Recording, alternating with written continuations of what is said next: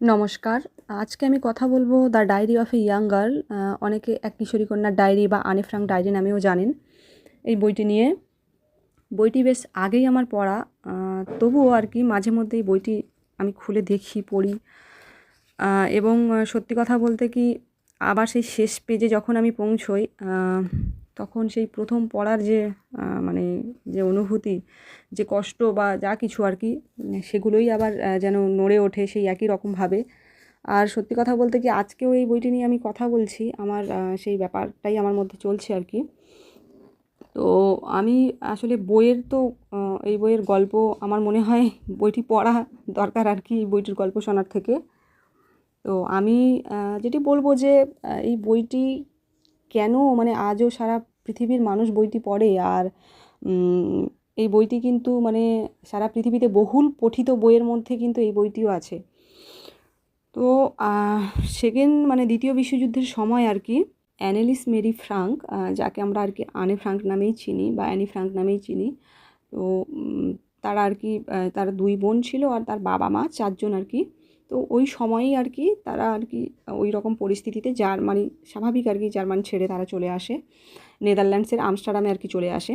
কিন্তু ব্যাপারটা যেটা হচ্ছে, সেখানেও কিন্তু তারা যে কারণে আর কি চলে আসে, সেখানেও সেই জিনিসটাই হয়, তাদের সেই স্বাভাবিক জীবন কিন্তু আর স্বাভাবিক থাকেনি আর কি।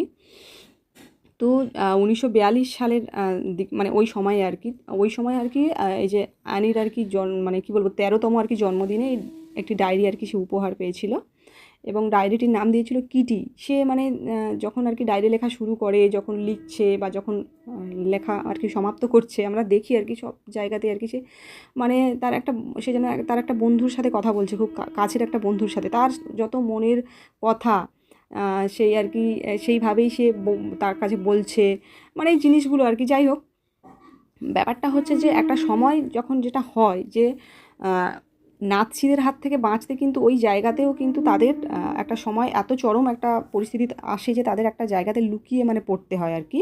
এবং তাদের সাথে আরেকটি পরিবার থাকে, সেই 7-8 জন মানুষ মিলে আর কি একটা ঘরে বলা যেতে পারে পেছনের সাইডটাতে, মানে তারা পুরো আটকে থাকে প্রায় মানে টানা 2 বছর মতো, মানে লুকিয়ে মানে থাকতে হয় তাদের।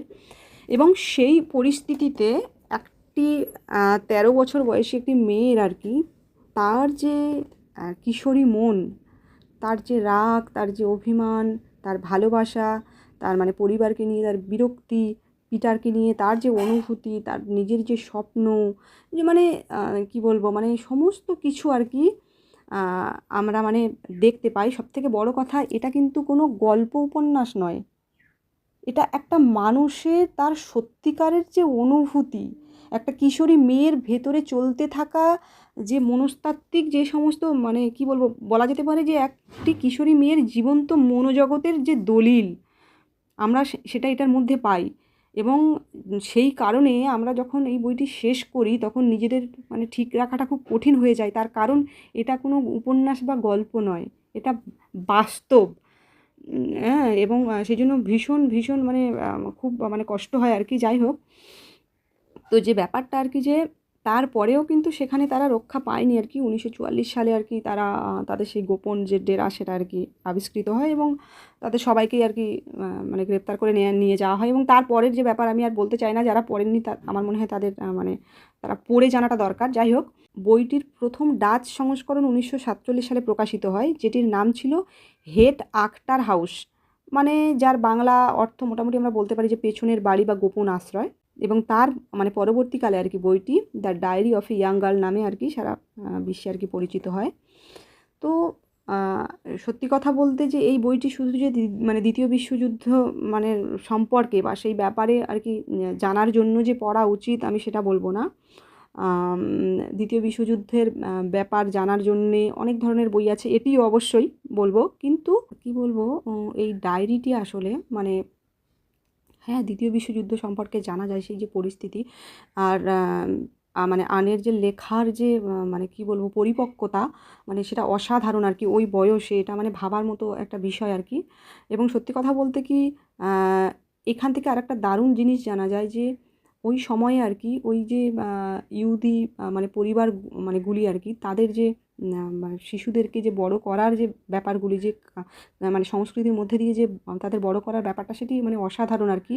তাদের যে পড়াশুনো করার যে ব্যাপারটা, বিভিন্ন বিষয় সম্পর্কে তাদের যে আগ্রহ বা এই জিনিসটি মানে আমার তো ভীষণই আর কি ভালো লেগেছে। যাই হোক, আর এই ডায়েরি শুধু তো দ্বিতীয় বিশ্বযুদ্ধ নয়, মানে বলবো যে আমরা দ্বিতীয় বিশ্বযুদ্ধ সম্পর্কে অনেক অনেক বই আছে, আমরা জানতে পারি সেখানে কী হয়েছে, কিছুই আমরা জানতে পারি অনেকভাবে, কিন্তু এই বইটি মনে হয় যে এই বিশাল মানে ইতিহাসের মাঝখানে আর কি একজন মানে ছোট্ট মানুষকে আর কি আমাদের সামনে দাঁড় করায়, যে মানুষটি আর কি তার চোখে কত স্বপ্ন ছিল, সে লেখক হতে চেয়েছিল, সে সাংবাদিক হতে চেয়েছিল, সে ভালোবাসতে চেয়েছিল, মানে ভবিষ্যৎ নিয়ে তার কত স্বপ্ন ছিল, আর কি বলবো, সে মানে বাঁচতে চেয়েছিল, মানে একজন কিশোরী যার কণ্ঠস্বর মানে আজও আর কি পৃথিবীর মানুষের কাছে পৌঁছে যাচ্ছে।